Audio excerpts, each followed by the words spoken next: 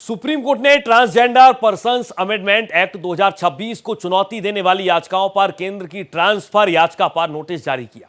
अदालत ने दिल्ली, राजस्थान, कर्नाटक और केरल हाईकोर्ट में लंबित मामलों की सुनवाई पर रोक लगाई है।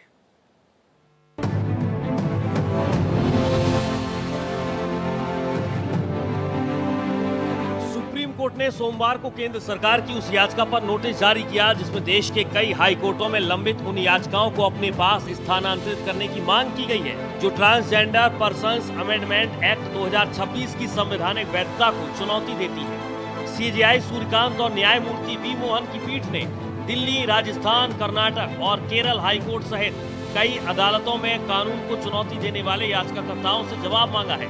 ट्रांसजेंडर संशोधित कानून 2026 को चुनौती देने वाली याचिकाओं पर सुप्रीम कोर्ट ने नोटिस जारी कर जवाब मांगा है। केंद्र सरकार ने सुप्रीम कोर्ट में याचिका दायर कर कहा है कि इसको लेकर देश के अलग अलग हाई कोर्ट में याचिकाएं दायर की गई है, लिहाजा इस मामले को सुप्रीम कोर्ट अपने पास ट्रांसफर करे और मामले में सुनवाई कर फैसला दे, जिसके बाद सुप्रीम कोर्ट ने यह नोटिस जारी किया है। अपनी सुनवाई में एसजी ने कहा कि ये मुद्दा पहले से ही लंबित है।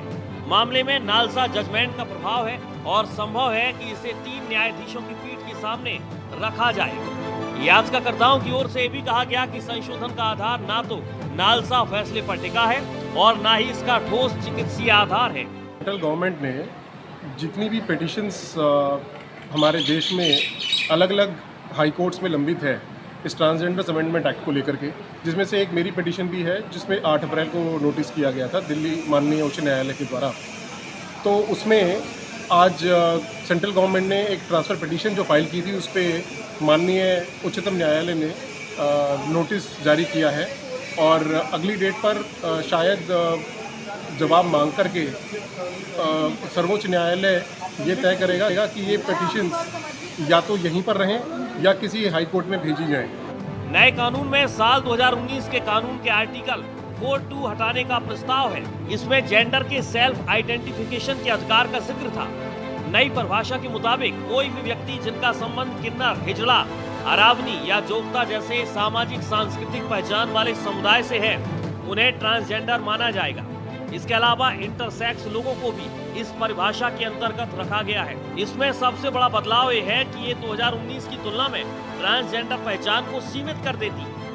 अब याचिकाकर्ताओं का जवाब आने के बाद सुप्रीम कोर्ट तय करेगा कि क्या इस मामले की सुनवाई खुद करे या फिर किसी हाई कोर्ट को ट्रांसफर करे। दरअसल केंद्र सरकार ने ट्रांसजेंडर संशोधन बिल अधिनियम 2026 लाया था, जिसके खिलाफ लगातार हाई कोर्ट में याचिकाएं दायर हो रही है। अब देखना होगा जब सुप्रीम कोर्ट इस मामले में सुनवाई करेगा तो सुनवाई के बाद क्या कुछ आदेश देता है। भारत एक्सप्रेस के लिए कैमरा पर्सन मनु के साथ गोपाल कृष्ण।